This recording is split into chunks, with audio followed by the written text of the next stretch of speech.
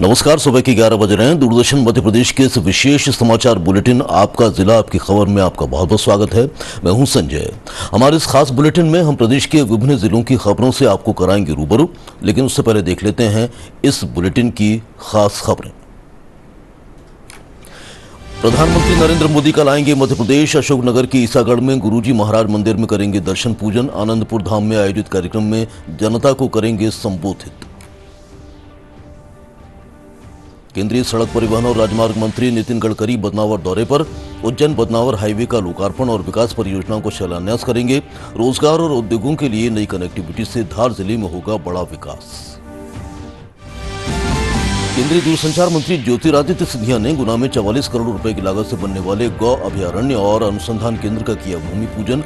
कहा, अनुसंधान केंद्र बनने से जैविक खेती, पंचगव्य चिकित्सा और भारत के दुग्ध उत्पादन क्षमता को मिलेगा बढ़ावा। केंद्रीय महिला बाल विकास राज्य मंत्री सावित्री ठाकुर और मुख्यमंत्री मोहन यादव कुक्षी में आयोजित महिला स्व सहायता समूह सम्मेलन, सह पोषण पखवाड़ा और भाजपा सक्रिय सदस्य सम्मेलन में हुई शामिल। स्व सहायता समूह की महिलाओं ने अपने अनुभव किए साझा। और जैन धर्म के 24वें और अंतिम तीर्थंकर भगवान महावीर स्वामी की 2623वीं जयंती पर देश भर में विभिन्न कार्यक्रमों का हो रहा है आयोजन। राष्ट्रपति, उपराष्ट्रपति और प्रधानमंत्री नरेंद्र मोदी ने महावीर जयंती की दी शुभकामनाएं। ये थी हेडलाइंस। समाचारों को अब देखते हैं विस्तार से। प्रधानमंत्री नरेंद्र मोदी 11 अप्रैल को उत्तर प्रदेश और मध्य प्रदेश के दौरे पर रहेंगे। सबसे पहले वे अपने संसदीय क्षेत्र वाराणसी जाएंगे और सुबह 11 बजे के करीब 3,880 करोड़ रुपए से ज्यादा की लागत वाली कई विकास परियोजनाओं का शिलान्यास और उद्घाटन करेंगे। इसके बाद वे मध्य प्रदेश के अशोकनगर जिले की ईसागढ़ तहसील स्थित आनंदपुर धाम जाएंगे। वहां एक जनसभा को भी संबोधित करेंगे। प्रधानमंत्री मोदी 11 अप्रैल को करीब 3:15 बजे मध्य प्रदेश के अशोकनगर जिले के ईसागढ़ पहुंचेंगे और गुरु महाराज मंदिर में दर्शन पूजन करेंगे। शाम 4:15 बजे वे आनंदपुर धाम में एक कार्यक्रम में भाग लेंगे और वहां की जनता को संबोधित करेंगे। आनंदपुर धाम एक आध्यात्मिक और सेवा केंद्र है जो 315 हेक्टेयर में फैला हुआ है। यहाँ 500 से ज्यादा गायों की आधुनिक गौशाला है और कृषि कार्य किए जाते हैं। प्रधानमंत्री नरेंद्र मोदी शुक्रवार को अशोकनगर जिले में ईसागढ़ तहसील के आनंदपुर धाम का दौरा करेंगे। देश के प्रमुख धार्मिक, आध्यात्मिक और सेवा संस्थानों में से एक मध्य प्रदेश के अशोकनगर में स्थित आनंदपुर धाम में प्रधानमंत्री मोदी आनंदपुर धाम परिसर स्थित आनंद सरोवर में पुष्प अर्पित करेंगे। प्रधानमंत्री नरेंद्र मोदी को इस धाम में होने वाली भक्ति और ज्ञान से जुड़ी गतिविधियों के साथ ही संचालित सेवा कार्यों की भी जानकारी दी जाएगी। प्रधानमंत्री मोदी आनंदपुर सत्संग आश्रम परिसर में स्थित चारों मंदिरों को भी देखेंगे। वे विशाल सत्संग हॉल में मंचीय कार्यक्रम में बैसाखी के वार्षिक मेले आयोजन में नागरिकों और इस धाम से जुड़े देश विदेश के अनुयायियों को संबोधित करेंगे। लंगर में प्रसाद भी ग्रहण करेंगे। 315 हेक्टेयर में फैले इस मंदिर में 500 से अधिक गायों के साथ एक आधुनिक गौशाला है और श्री आनंदपुर ट्रस्ट परिसर के तहत कृषि गतिविधियां संचालित की जाती हैं। ट्रस्ट सुखपुर गांव में एक धर्मार्थ अस्पताल, सुखपुर और आनंदपुर में स्कूल और देश भर में विभिन्न सत्संग केंद्र संचालित कर रहा है। इस दौरान प्रधानमंत्री नरेंद्र मोदी परमहंस अद्वैत मत के प्रमुख गुरु महाराज जी और अन्य संत गणों से भेंट कर आनंदपुर धाम के सेवा प्रकल्पों की जानकारी लेंगे। धाम में बैसाखी मेले में लगभग 20,000 श्रद्धालु भागीदारी करेंगे। गौरतलब है कि आनंदपुर सत्संग आश्रम भक्ति और ज्ञान का प्रमुख केंद्र है। यहाँ के मंदिरों की आध्यात्मिक ऊर्जा और श्री आनंद सरोवर की प्राकृतिक छटा मन को शांति प्रदान करती है।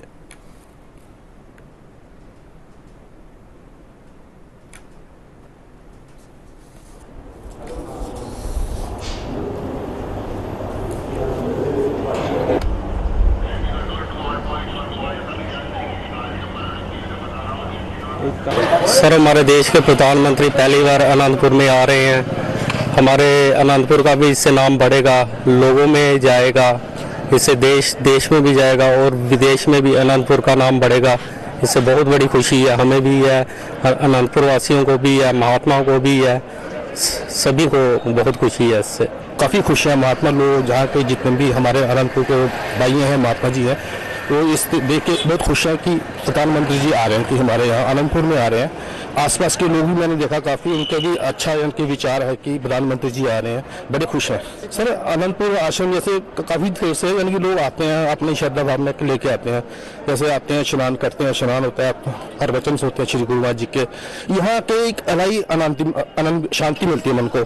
हम यहाँ आते हैं कि इतना आनंद मिलता है कि बोल जाते हैं कि जाना घर कहाँ जाना है, कि ले जाना, मन को बहुत शांति मिलती है हमको। आनंदपुर धाम धर्म और आस्था का प्रमुख केंद्र, वो केंद्र जिसके प्रति देश दुनिया के श्रद्धालुओं की प्रगाढ़ आस्था है। ये केंद्र इस बात का भी प्रतीक है कि कैसे संतों के द्वारा एक बंजर और वीरान पड़ी धरती को एक धार्मिक केंद्र के रूप में स्थापित किया जा सकता है। यहाँ के प्रकल्प ये बताते हैं कि किस तरीके से समाज और राष्ट्र की सेवा की जा सकती है। प्रधानमंत्री का यहाँ आना अपने आप में कई मायने रखता है। कैमरामैन गौरव निरुकर के साथ आदित्य श्रीवास्तव, डीडी न्यूज, आनंदपुर धाम, अशोकनगर। अगली खबर की तरफ बढ़ते हैं। केंद्रीय सड़क परिवहन और राजमार्ग मंत्री नितिन गडकरी आज धार जिले को सड़कों और फ्लाईओवर की सौगात देंगे। केंद्रीय मंत्री गडकरी उज्जैन बदनावर खंड पर नवनिर्मित 4 लेन सड़क का लोकार्पण करेंगे।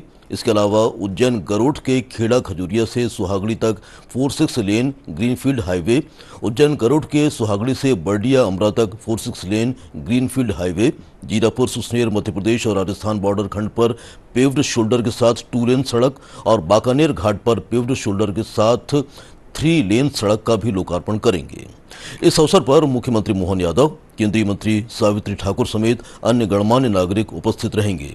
कार्यक्रम में संदलपुर नसरुल्लागंज खंड पर 4 लेन सड़क, चंदेरी पिछोर खंड पर पेव्ड शोल्डर के साथ 2 लेन सड़क, इंदौर गुजरात खंड पर 7 फ्लाईओवर और अंडरपास, शाजापुर कनासिया और MIDC इंडस्ट्रियल एरिया में 3 फ्लाईओवर, अंडरपास और रसलपुर जंक्शन पर फ्लाईओवर के कार्यों का शिलान्यास किया जाएगा। बहुप्रतीक्षित उज्जैन बदनावर 4 लेन हाईवे, जिसकी लंबाई 69.100 किलोमीटर है, अब पूरी तरह से तैयार हो चुकी है। ये परियोजना मई 2022 में भारतीय राष्ट्रीय राजमार्ग प्राधिकरण द्वारा GR इंफ्रा प्रोजेक्ट्स लिमिटेड को सौंपी गई थी। ये हाईवे आधुनिक इंजीनियरिंग और उत्कृष्ट बुनियादी ढांचे का एक शानदार उदाहरण है। इस परियोजना में 2 रेलवे ओवरब्रिज, 4 बड़े पुल, 7 छोटे पुल, 1 interchange, 2 flyover, 31 underpass, 140 culvert, 42 bus shelter बसवे और 4 वे साइड सुविधाएं शामिल हैं।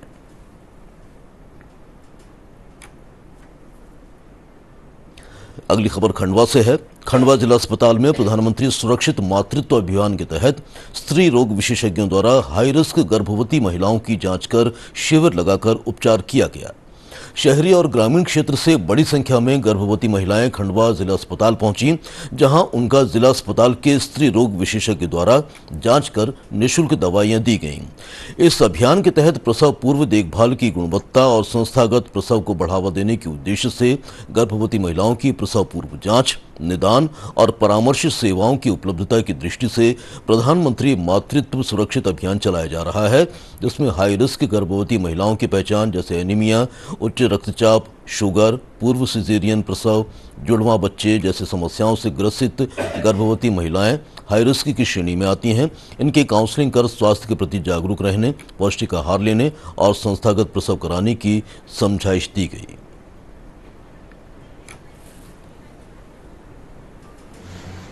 शासन के निर्देशानुसार प्रत्येक माह की 9 तारीख और 25 तारीख को जो है प्रधानमंत्री मातृत्व सुरक्षा अभियान के तहत जो है ग्रामीण क्षेत्रों में, शहरी क्षेत्रों में, सभी स्वास्थ्य केंद्रों में शासन ने निर्देश दिए हैं कि जो हाई रिस्क गर्भवती महिलाएं रहती हैं उनका जो है जांच करके उनको उपचार करके जल्दी से पता लगा लें कि उनकी कुछ बीमारी बड़ी ना हो जाए, जिससे उनकी मार्च मृत्यु और शिशु मृत्यु दर में कमी लाई जा सके। तो हमारा प्रयास ये है कि हमारे जिला अस्पताल के भी चिकित्सक हैं, जो पेरिफेरी के अन्य अस्पताल है उनके भी चिकित्सकों को निर्देश दिया गया है सरकार ने कि कम से कम ब्लड प्रेशर और शुगर की जांच हो जाए, पेट की जांच हो जाए। किसी महिला को खून की बहुत कमी है या किसी महिला को झटके आ रहे हैं या शुगर की बीमारी है या और कोई बीमारी है, उनका जल्दी पता चल जाए तो समय रहते उनको जो है भर्ती करके उनको इलाज शुरू किया जा सके। केंद्रीय दूरसंचार मंत्री ज्योतिरादित्य सिंधिया ने गुना में गोवर्धन गौशाला, गौ अभयारण्य और अनुसंधान केंद्र का भूमि पूजन किया। ये गौशाला 44 करोड़ रुपए की लागत से तैयार हो रही है।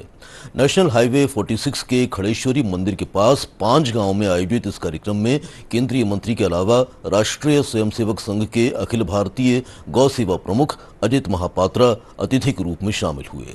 गौशाला के बन जाने से आसपास के गांवों की गायों को गौशाला में अवसर मिलेगा। इसके साथ ही अनुसंधान करके गोबर से उत्पाद बनाए जाएंगे। गौशाला के निर्माण के लिए गुनावासियों ने लाखों रुपए दान दिए हैं।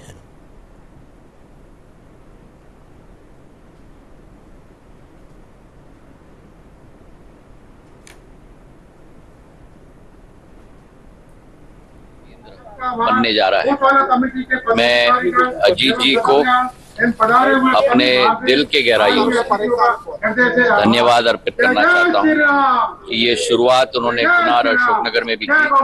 जैसे आपने सुना, ग्वालियर में जो लाल टिपारा का गौशाला है आज देश का आदर्श गौशाला बन चुका है, उसमें भी मैंने अपना योगदान दिया है। आज गौ माता का संरक्षण करना, गौ माता का मान सम्मान करना हर भारतीय का दायित्व बनता है। जिस तरीके से गौ माता आज सड़कों में भटक रही है, गौ माता की दुर्घटना हो रही है दिन प्रतिदिन, यह मनुष्य को भी और गौ माता को भी, दोनों को हानिकारक दृष्टिकोण दोनों के प्रति है। और ऐसे गौशाला बनने से केवल उनका देखरेख नहीं, लेकिन उनकी भी प्रगति, उनका भी विकास सुनिश्चित हो पाएगा। मैं बधाई अपने तरफ से देता हूं। देश भर में आज महावीर जयंती पूरे उत्साह के साथ मनाई जा रही है। जैन कैलेंडर के अनुसार चैत्र महीने में शुक्ल पक्ष की 13वीं तिथि को महावीर जयंती मनाई जाती है।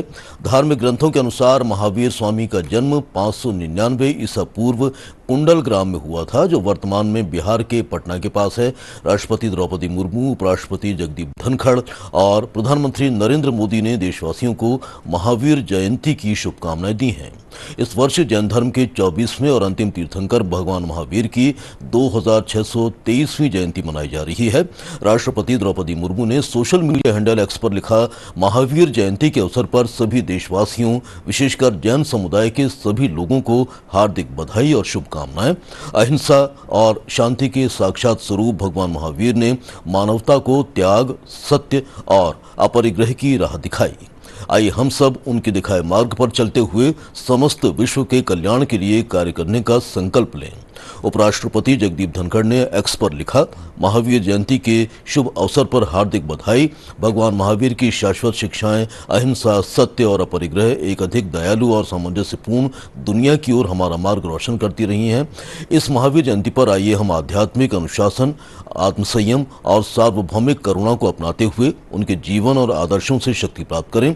प्रधानमंत्री नरेंद्र मोदी ने देशवासियों को महावीर जयंती की बधाई देते हुए सोशल मीडिया प्लेटफॉर्म एक्स पर लिखा, हम सभी भगवान महावीर को नमन करते हैं, जिन्होंने हमेशा अहिंसा, सत्य और करुणा पर जोर दिया। उनके आदर्श दुनिया भर के अनगिनत लोगों को ताकत देते हैं। उनकी शिक्षाओं को जैन समुदाय ने खूबसूरती से संरक्षित और प्रचारित किया है। भगवान महावीर से प्रेरित होकर उन्होंने जीवन के विभिन्न क्षेत्रों में उत्कृष्टता हासिल की और समाज के कल्याण में योगदान दिया। हमारी सरकार हमेशा भगवान महावीर के दृष्टिकोण को पूरा करने के लिए काम करेगी। पिछले साल हमने प्राकृत को शास्त्रीय भाषा का दर्जा दिया, जिसकी बहुत सराहना हुई। अगली खबर मंडला से है। उपलब्धि भरा समाचार है मध्य प्रदेश के लिए। मंडला की लेफ्ट आर्म स्पिनर शुचि उपाध्याय का भारतीय महिला क्रिकेट टीम में चयन हुआ है। बीसीसीआई ने श्रीलंका में होने वाली त्रिकोणीय सीरीज के लिए टीम की घोषणा की है। यह सीरीज 27 अप्रैल से 7 मई तक कोलंबो में खेली जाएगी। हरमनप्रीत कौर की कप्तानी वाली टीम में शुचि को मौका मिला है। गृहनगर मंडला पहुंचने पर शुचि का शानदार स्वागत किया गया। लोगों ने आतिशबाजी की और पुष्प वर्षा की। भारत माता की जय के नारों के बीच आरती उतारी गई। शुचि ने भी ढोल नगाड़ों की थाप पर साथियों के साथ नृत्य किया। शुचि ने मंडला के रामलीला मैदान नावघाट से गली क्रिकेट खेलना शुरू किया। मैकल एकेडमी में उन्होंने अपनी प्रतिभा को निखारा। ओपन टूर्नामेंट में पुरुष खिलाड़ियों को अपनी फिरकी से परेशान किया। नेशनल सीनियर वुमेन टूर्नामेंट में सबसे ज्यादा विकेट लेकर प्लेयर ऑफ द सीरीज बनी। स्थानीय विधायक और पीएचई मंत्री संपतिया उइके ने चिलमन चौक पर शुचि का स्वागत किया। उन्होंने इसे गौरवशाली क्षण बताया। उन्होंने कहा कि शुचि की मेहनत मध्य प्रदेश के युवाओं के लिए प्रेरणा बनेगी। मुख्यमंत्री मोहन यादव ने फोन पर शुचि को बधाई दी। उन्होंने सरकारी सहयोग का आश्वासन दिया और मिलने के लिए आमंत्रित किया। शुचि के पिता सुधीर उपाध्याय के अनुसार उनकी प्रतिभा 6 साल की उम्र से ही दिखने लगी थी। अंडर 16 संभाग टीम में चयन और भोपाल में शानदार प्रदर्शन के बाद उनका करियर बढ़ा। मां सीमा उपाध्याय ने इसे बड़ों के आशीर्वाद का फल बताया।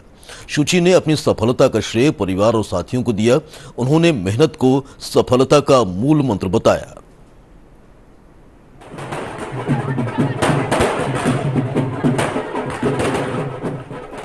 हमारी मंडला की इस पवित्र धरती में मां नर्मदा मैया की गोद में पली बड़ी ऐसी बेटी सुरुचि उपाध्याय ने जिस तरीके से उनका एक एम था कि हम भारत की उस टीम में खेलेंगे, और मुझे बहुत प्रसन्नता हो रही है। और मुझे क्या, पूरे जिला वासियों को, प्रदेश वासियों को, और अपने आज जब भारत में जाकर के और भारत की टीम में शामिल होकर के और वो खेलेंगी, ये हम सब लोगों के लिए बहुत ही गौरव का पल है। और सुरुचि उपाध्याय की उज्जवल भविष्य की हम सब लोग कामना करते हैं। और अपने मध्य प्रदेश के यशस्वी मुख्यमंत्री जी को भी बहुत प्रसन्नता हुई। बहुत ही अच्छा लग रहा है। मैं जहाँ से शुरू करी थी मैं वापस वहीं पर आई हूँ। मुझे बहुत ही अच्छा फील हो रहा है अंदर से। अभी तक तो जैसा करते आ रही हूँ बस वैसे ही करती रहूंगी। बाकी सब माता रानी की। सबने बहुत ज्यादा प्रोत्साहित किया मुझे, मेरी फैमिली ने, मेरे जो साथ भैया लोग खेलते थे उन लोगों ने मुझे बहुत ज्यादा सपोर्ट किया है। और एक भी बार ऐसा नहीं लगने लगा कि एक ही लड़की खेल रही है ग्राउंड में। बहुत ही अच्छा लगा है। मम्मी टीचर है, पापा वकील जी। मतलब बौद्धिक रूप से कितना सपोर्ट किया इस खेल में? बहुत। फैमिली नहीं होती तो कुछ होता ही नहीं, वो तो बैकबोन है। तो हम सभी गौरवान्वित हैं शुचि की इस उपलब्धि पर। और जैसा कि आज पूरे देश में महावीर जयंती उत्साह के साथ मनाई जा रही है, महावीर जयंती पर ये महावीर स्वामी का 2623वां जन्म मनाया जा रहा है। हमारे साथ जबलपुर से जुड़ गए हैं हमारे संवाददाता आकाश निषाद। आकाश, बताएं कि जबलपुर में महावीर जयंती को लेकर किस प्रकार का माहौल आप देख रहे हैं, किस तरह से आज की इस जयंती को मनाया जा रहा है? आकाश। भी धूमधाम से आज महावीर जयंती जो है मनाई जा रही है। जबलपुर में कई जगह, अनेकों जगह तरह तरह के कार्यक्रम हुए हैं। जबलपुर का एक पिसनहारी की मड़िया है जिसका एक पुराना इतिहास भी रहा है। बताया जाता है कि ये जो मंदिर है वहां पर एक महिला के नाम पर इस मंदिर का नाम पड़ा था, जहां इस महिला ने आटा पीस कर इस मंदिर को बनाया था। लिहाजा इसी जैन मंदिर में आज पूरे शहर भर में शोभा यात्रा निकाली गई। इतना ही नहीं, मध्य प्रदेश के पीडब्ल्यूडी मंत्री राकेश सिंह भी शोभा यात्रा में शामिल हुए, जबकि उपनगरीय क्षेत्र रांची, आधारताल समेत जितने भी जैन मंदिर जबलपुर में हैं, सभी जगह पर धूमधाम से जैन समुदाय इस महावीर जयंती को मना रहा है। अच्छा, अहिंसा और शांति के साक्षात स्वरूप भगवान महावीर ने मानवता का संदेश दिया, सत्य का, अपरिग्रह का संदेश दिया। तो आज दिन भर और किस तरह की गतिविधियां होने वाली हैं जबलपुर में महावीर जयंती के अवसर पर? जी बिल्कुल, अहिंसा परमो धर्मा का जो अभी शोभा यात्रा अभी सुबह निकली, गढ़ा से जो यात्रा निकली थी शाही नाका होते हुए, जो यात्रा मेडिकल होते हुए पिसनहारी की मड़िया में पहुंची थी, जहां पर जैन समुदाय के जो लोग हैं अहिंसा परमो धर्मों का जो उन्होंने संदेश दिया है। इसके अलावा मैं बात करूं तो जबलपुर में कई ऐसे और भी मंदिर हैं, चाहे हम बात करें रांची में, चाहे आधारताल में, तो तरह तरह के जो है कार्यक्रम रखे गए हैं। और भी जिस तरीके से हम देख रहे हैं जैन समुदाय के लोग देर शाम तक इस कार्यक्रम में शामिल होंगे। और इतना ही नहीं, जो क्षेत्रीय विधायक हैं और लोग हैं उनमें भी काफी उत्साह है, जो इस कार्यक्रम में शिरकत करेंगे और इस जयंती को धूमधाम से मनाएंगे। बहुत बहुत धन्यवाद। ये थे हमारे संवाददाता जबलपुर से आकाश निषाद, बता रहे थे महावीर जयंती पर होने वाले कार्यक्रमों के बारे में। अगली खबर की तरफ बढ़ते हैं। केंद्रीय महिला बाल विकास राज्य मंत्री सावित्री ठाकुर और मध्य प्रदेश के मुख्यमंत्री डॉक्टर मोहन यादव ने कुक्षी में आयोजित महिला स्व सहायता समूह सम्मेलन सह पोषण पखवाड़ा और भाजपा सक्रिय सदस्य सम्मेलन में भाग लिया। केंद्रीय मंत्री ने स्व सहायता समूह की सदस्यों द्वारा पोषण पखवाड़े के तहत श्री अन्न से बनी खाद्य पदार्थों की प्रदर्शनी का अवलोकन कर प्रशंसा की। कार्यक्रम में स्व सहायता समूह की महिलाओं ने अपने अनुभव साझा किए। ग्राम पिपलिया सरपंच अनीता पांचाल ने मंच से जलगंगा संवर्धन के तहत किए गए बावड़ी जीर्णोद्धार कार्य का अनुभव साझा किया। ग्राम झड़दा निवासी सुखली बाई ने स्व सहायता समूह अनुभव को साझा कर अपनी सफलता की कहानी बताई। मुख्यमंत्री द्वारा समूह की महिलाओं को सम्मानित किया गया। इस अवसर पर टोकन स्वरूप 200 सहायता समूहों को 17 लाख रुपए की CCL राशि के चेक भी प्रदान किए। इस अवसर पर मुख्यमंत्री ने कहा कि स्व सहायता समूह महिलाओं की आर्थिक और सामाजिक स्थिति को बेहतर बनाने का एक सशक्त माध्यम है। वहीं केंद्रीय मंत्री सावित्री ठाकुर ने बताया कि बालावस्था में बच्चों को भरपूर पोषण मिले तो वे सशक्त बनेंगे और राष्ट्र को विकसित राष्ट्र बनाने में अपना महत्वपूर्ण योगदान देने में समर्थ होंगे। हमारा दायित्व है कि हम भारत के भविष्य को पोषण दें। वर्तमान सरकार महिलाओं और बच्चों के विकास के लिए हर संभव प्रयास कर रही है।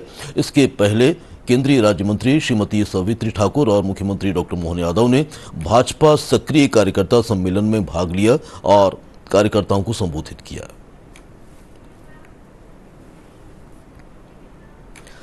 राष्ट्रपति द्रौपदी मुर्मू स्लोवाकिया के दौरे पर हैं। बुधवार को उन्होंने स्लोवाकिया की राजधानी ब्रातिस्लावा में राष्ट्रपति पीटर पेलेग्रिनी से मुलाकात की। यह किसी भी भारतीय राष्ट्रपति की लगभग 30 वर्षों में पहली स्लोवाकिया की यात्रा है, जो दोनों देशों के बीच रिश्तों को और भी मजबूत बनाने की दिशा में एक बड़ा कदम माना जा रहा है। इस मुलाकात में दोनों नेताओं ने भारत और स्लोवाकिया के बीच सहयोग के कई क्षेत्रों जैसे व्यापार, रक्षा, शिक्षा और विज्ञान तकनीक पर चर्चा की।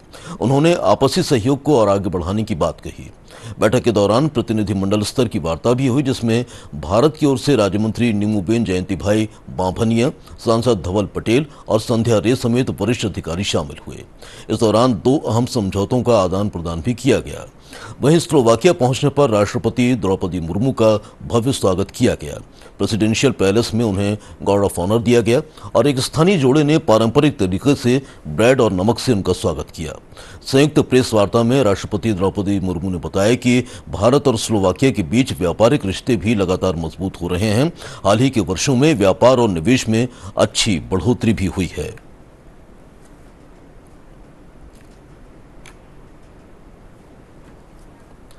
आरबीआई ने बुधवार को लगातार दूसरी बार प्रमुख ब्याज दर में 25 आधार अंकों की कटौती का ऐलान किया है। केंद्रीय बैंक के इस फैसले से अमेरिका की ओर से लगाए गए पारस्परिक शुल्कों से प्रभावित अर्थव्यवस्था को सहारा मिलने की उम्मीद बढ़ी है। भारतीय रिजर्व बैंक यानी आरबीआई ने रेपो रेट कटौती का ऐलान कर दिया है। आरबीआई की मौद्रिक नीति समिति ने रेपो रेट में तत्काल प्रभाव से 0.25% की कटौती का फैसला सर्वसम्मति से लिया है। आरबीआई गवर्नर संजय मल्होत्रा ने कहा कि मौद्रिक नीति समिति एमपीसी के सदस्यों ने नीतिगत रेपो दर को तत्काल प्रभाव से 25 आधार अंकों से घटाकर 6% करने के लिए मतदान किया। इस दौरान गवर्नर ने वैश्विक विकास के लिए नई चुनौतियों की ओर इशारा भी किया। 25 basis points to 6% with immediate effect. Consequently, the standing deposit facility, the STF rate under the liquidity adjustment facility shall stand adjusted to 5.75% and the marginal standing facility rate or the MSF rate and the bank rate shall stand adjusted to 6.25%. 2025 में ये लगातार दूसरा मौका है जब केंद्रीय bank ने repo rate की कटौती की है। इससे पहले फरवरी में आरबीआई एमपीसी ने रेपो रेट 25 आधार अंक घटाया था। रेपो रेट में कमी का सीधा असर होम लोन, कार लोन और पर्सनल लोन समेत सभी प्रकार के लोन की ब्याज दरों पर होता है। केंद्रीय बैंक ने मौद्रिक नीति के रुख को न्यूट्रल से बदलकर अकोमोडेटिव कर दिया है। अकोमोडेटिव का मतलब है कि केंद्रीय बैंक आने वाले समय में मौद्रिक नीति का नरम रुख जारी रख सकता है। गवर्नर मल्होत्रा ने कहा है कि मौजूदा समय में महंगाई लक्ष्य के नीचे बनी हुई है। इसकी वजह से खाद्य उत्पादों की कीमतों में गिरावट आना है। वित्त वर्ष 26 में महंगाई दर 4% पर रह सकती है। ये चालू वित्त वर्ष की पहली तिमाही में 3.6%, दूसरी तिमाही में 3.9%, तीसरी तिमाही में 3.8% और चौथी तिमाही में 4.4% रहने का अनुमान है। केंद्रीय बैंक के मुताबिक जीडीपी विकास दर वित्त वर्ष 26 की पहली तिमाही में 6.5%, दूसरी तिमाही में 6.7%, तीसरी तिमाही में 6.6% और चौथी तिमाही में 6.3% रह सकती है। वित्त वर्ष 2025-26 कृषि क्षेत्र के लिए अच्छा रह सकता है, क्योंकि जलाशयों में पानी उच्च स्तर पर है और बम्पर फसल उत्पादन होने की उम्मीद है। मैन्युफैक्चरिंग गतिविधियों में वृद्धि होने की उम्मीद है और सर्विसेज में भी गतिविधियां मजबूत रहेंगी। इस बीच रिजर्व बैंक के फैसले की कारोबार जगत सराहना कर रहा है। सीआईआई ने कहा है कि उदार मौद्रिक नीति और सरकार की विकास केंद्रित राजकोषीय नीति वैश्विक आर्थिक उथल पुथल के बीच घरेलू विकास को बढ़ावा देने में मददगार होगी। रेपो दर को घटाने के फैसले को समय पर लिया गया विवेकपूर्ण फैसला बताया है। वहीं मूडीज ने कहा है कि कठिन समय में बाजार की उम्मीदों के मुताबिक कदम उठाकर सही काम किया गया है। मूडीज का मानना है कि चालू कैलेंडर वर्ष में आरबीआई रेपो रेट में 75 आधार अंक तक की कटौती कर सकता है। आरबीआई गवर्नर के मुताबिक डिजिटल भुगतान को बढ़ावा देने के लिए यूपीआई के माध्यम से पर्सन टू मर्चेंट लेन देन की सीमा निर्धारित करने का कार्य भारतीय राष्ट्रीय भुगतान निगम द्वारा किया जाएगा। साथ ही गवर्नर ने कहा है कि सोने के गहनों को गिरवी रखने पर मिलने वाले गोल्ड लोन के लिए मौजूदा चिंताओं को देखते हुए व्यापक नियम जारी किए जाएंगे। मुंबई से श्यामा मिश्रा के साथ ब्यूरो रिपोर्ट डीडी न्यूज। अगली खबर मौसम का मिजाज बता रही है। मध्य प्रदेश में हीट वेव यानी लू और तेज गर्मी के बीच ओले गिर रहे हैं, जबकि बारिश आंधी भी चल रही है। बुधवार को छिंदवाड़ा पांढुर्णा में तेज बारिश हुई और ओले गिरे। हवा इतनी तेज चली कि कुछ पेड़ भी गिर गए। मौसम विभाग ने आज उज्जैन ग्वालियर संभाग में लू चलने का अलर्ट जारी किया है, जबकि 17 जिलों में बारिश होने की आशंका है। गुरुवार को उज्जैन, गुना, अशोकनगर, राजगढ़, शाजापुर, आगरमालवा, पन्ना, रतलाम, नीमच और मंदसौर में लू चलने का अलर्ट है। यहां तापमान 41 से 42 डिग्री सेल्सियस तक रहेगा। वहीं ग्वालियर, उज्जैन, धार, इंदौर, खंडवा, नर्मदापुरम, रीवा में रात का तापमान 25 डिग्री के पार पहुंच सकता है। वहीं श्योपुर, मुरैना, भिंड, दतिया, निवाड़ी, टीकमगढ़, छतरपुर, सतना, रीवा, सीधी, मऊगंज, सिंगरौली, शहडोल, अनूपपुर, डिंडोरी, मंडला और बालाघाट में गरज चमक की स्थिति रहेगी। कहीं कहीं बारिश और ओले भी गिर सकते हैं। प्रदेश में तेज गर्मी की वजह से स्कूलों का समय भी बदल दिया गया है। भोपाल, रतलाम, शिवपुरी, उज्जैन, नीमच समेत कई जिलों में दोपहर 12 बजे तक कक्षाएं लगाने को कहा गया है, ताकि गर्मी की वजह से बच्चों को परेशानी न हो।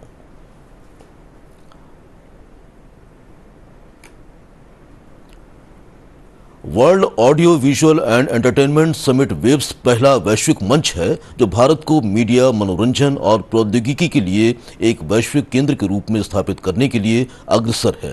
वेव्स समिट के तहत आयोजित हो रहा है वेव एक्स का, जिसके जरिए स्टार्टअप्स को निवेशकों के सामने अपने आइडियाज प्रस्तुत करने का मौका मिल रहा है। किस तरह से वेव एक्स लाइव भारत के युवाओं को सपनों को दे रहा है उड़ान, आइए देखते हैं ये रिपोर्ट।